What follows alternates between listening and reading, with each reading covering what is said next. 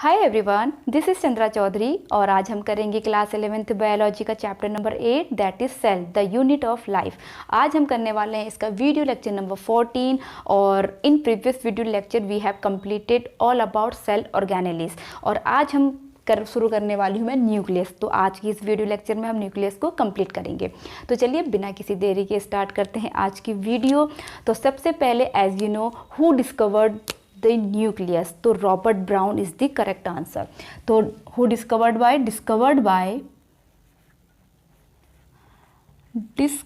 By Robert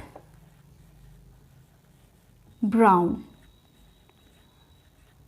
अब भाई किस में किया था इसने? ऑर्किड सेल में किया था, ऑर्किड की सेल में किया था, ऑर्किड सेल में। क्लियर? ओके चलिए अब बात करते हैं भाई nucleus as you know cell का बहुत ही इंपॉर्टेंट पार्ट होता है जिसमें जेनेटिक मटेरियल प्रेजेंट होता है।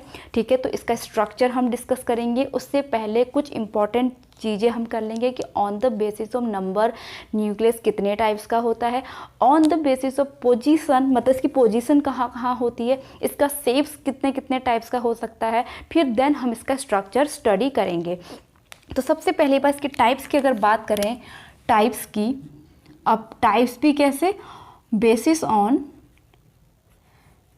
ऑन नंबर के बेसिस पे ये कितने टाइप्स का होता है। तो दीज आर, फर्स्ट है ई न्यूक्लिएट मीन्स जिसमें कोई न्यूक्लियस ही प्रेजेंट ना हो, ई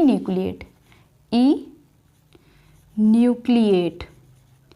कुछ सेल ई न्यूक्लिएट होती हैं जिसमें कोई न्यूक्लियस ही प्रेजेंट नहीं होता है। सेकंड है आपका दूसरा टाइप है यूनी न्यूक्लिएट, ओनली जिसमें वन न्यूक्लियस हो, यूनी न्यूक्लिएट। थर्ड टाइप है इसका बाई न्यूक्लिएट जिसमें मीन्स नंबर ऑफ न्यूक्लियस दो प्रेजेंट हो। और आपका फोर्थ टाइप है मल्टी न्यूक्लिएट। सो ये तो टाइप्स हो गए आपके on the basis of numbers. E nucleate जिसमें कोई भी न्यूक्लियस प्रेजेंट नहीं होता मतलब जीरो न्यूक्लियस, इसमें न्यूक्लियस 1, इसमें न्यूक्लियस के नंबर्स 2, इसमें आपके मोर देन 2 मैनी। तो इसमें कितने नंबर्स आ जाएंगे? मैनी नंबर्स आ जाएंगे। अब बात करते हैं इसकी पोजीशन की कि इसकी पोजीशन कहाँ कहाँ होती है, पोजीशन के हिसाब से ये कहाँ कहाँ लाई करते हैं। तो पोजीशन के हिसाब से सबसे पहली बात तो ये सेंट्रिक होते हैं। अगर हम एनिमल सेल की बात करें, सेंट्रिक होते हैं। कहाँ होगा सेंट्रिक? एनिमल सेल में सेंट्रिक होगा, एनिमल सेल में। दूसरा ये हो सकते हैं आपके ई सेंट्रिक का मतलब जो सेंटर में प्रेजेंट नहीं हो, तो जैसे कि प्लांट सेल में ये सेंटर में प्रेजेंट नहीं होते हैं। एंड आपका हो सकता है ये पेरीफेरल हो सकता है, मीन्स जहाँ पर ये आपके कहाँ पर हो, प्लाज्मा मेम्ब्रेन के वहाँ पर हो। और फोर्थ हो सकता है बेसल, यानी कि बेसल का मतलब जो बॉटम में प्रेजेंट हो, बॉटम जैसे कि आपकी सेल्स होती है कॉलमनार, तो उसकी बॉटम में यहाँ पर होता है न्यूक्लियस। ठीक है, पेरीफेरल में क्या होगा, suppose this is a cell और यहाँ पर इस टाइप से यहाँ पर न्यूक्लियस प्रेजेंट हो, तो this is the position of the nucleus. अब इसके शेप्स की बात करते हैं।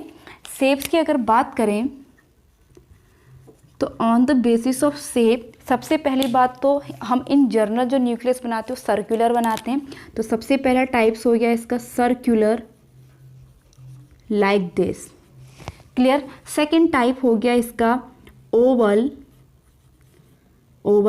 Like this. थर्ड टाइप हो गया इसका बाइलोब्ड मीन्स इस तरीके से, this is bilobed. Fourth type हो गया इसका ट्राइलोब्ड मीन्स 1 2 3, ये ट्राइलोब्ड। फिफ्थ नंबर हो गया इसका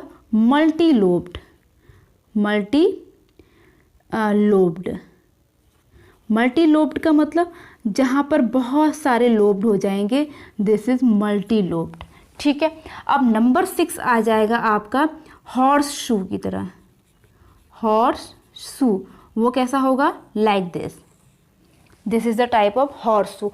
तो on the basis of shape आपका न्यूक्लियस सर्कुलर हो सकता है, ओवल हो सकता है, बाइलोब्ड हो सकता है, ट्राइलोब्ड हो सकता है, मल्टीलोब्ड हो सकता है एंड हॉर्स शू हो सकता है। तो दिस इज़ द न्यूक्लियस के बारे में हमने स्टडी करा कि किसने इसकी डिस्कवरी की है, टाइप्स कितने होते हैं on the basis of numbers and position इसकी कहाँ कहाँ है, शेप्स इसका कैसा कैसा होता है। चलिए अब इसका शेप भी हम डिस्कस कर लेते हैं। जो सर्कुलर होता है मीन्स आपका स्ट्रक्चर इसका डिस्कस कर लेंगे, structure of the nucleus.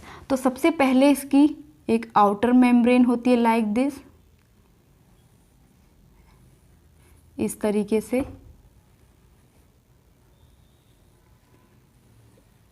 This is the nucleus, okay, this is the nucleus membrane. Okay, अब न्यूक्लियस मेम्ब्रेन को हम क्या कहते हैं, न्यूक्लियर मेम्ब्रेन कहते हैं। तो this is the outer nuclear membrane. अगर हम इसको लेबल करेंगे, this is outer nuclear membrane, okay, and this is inner वाली को हम क्या कहेंगे, इनर न्यूक्लियर मेम्ब्रेन। क्लियर। अब इस न्यूक्लियर मेम्ब्रेन के अंदर जो इंपॉर्टेंट चीज़ें होती, एक तो होता है nucleolus. Suppose this is a nucleolus, this is nucleolus, nucleolus, clear. और इसमें आपका भरा होता है chromatin material. So this is, जो मैं रेड कलर से बना रही हूँ, दिस इज क्रोमैटिन मटेरियल, इस तरीके से, this is chromatin material. Okay, बाकी जो जैसे सेल में साइटोप्लाज्म होता है उसी तरह से यहाँ जो रेस्ट बचा, this is nucleoplasm. What is this, this is nucleoplasm, nucleoplasm. अब भाई इस न्यूक्लियोप्लाज्म में होता क्या है, एंजाइम्स होते हैं, एंजाइम्स होते हैं जो हेल्प करते हैं डीएनए रेप्लिकेशन में, जो हेल्प करेंगे डीएनए रेप्लिकेशन में हेल्प करेंगे। एंड इसमें कुछ आयंस होते हैं, लाइक आपका मैग्नीशियम आयन होता है, मैग्नीज आयन होते हैं, इस तरह की चीज़ें होती हैं, ठीक है, जो हेल्प करते हैं। बाकी जो आपके ये मेम्ब्रेन में जो आपको ये से होल दिखाई दे रहे हैं, इनको हम न्यूक्लियर होल कहते हैं, nuclear pore, these are called nuclear pores. तो यहाँ पर आपने न्यूक्लियस का स्ट्रक्चर भी देख लिया है। तो दिस इज द स्ट्रक्चर आपका सर्कुलर वाला बनाया है and this is all about the nucleus. So take a screenshot, आप इसका स्क्रीनशॉट ले सकते हैं। एंड वीडियो अच्छा लगा हो तो please hit the like, leave the comment, subscribe to my channel and press the bell icon. मैं मिलूंगी अपनी नेक्स्ट वीडियो के साथ, जिसमें हम कुछ और एक्स्ट्रा चीज़ें जो बच गई हैं इस चैप्टर से, माइक्रो बॉडीज़ जो बच चुकी हैं, तो उनको हम डिस्कस करेंगे। तब तक के लिए stay tune, stay healthy, stay connected, bye bye.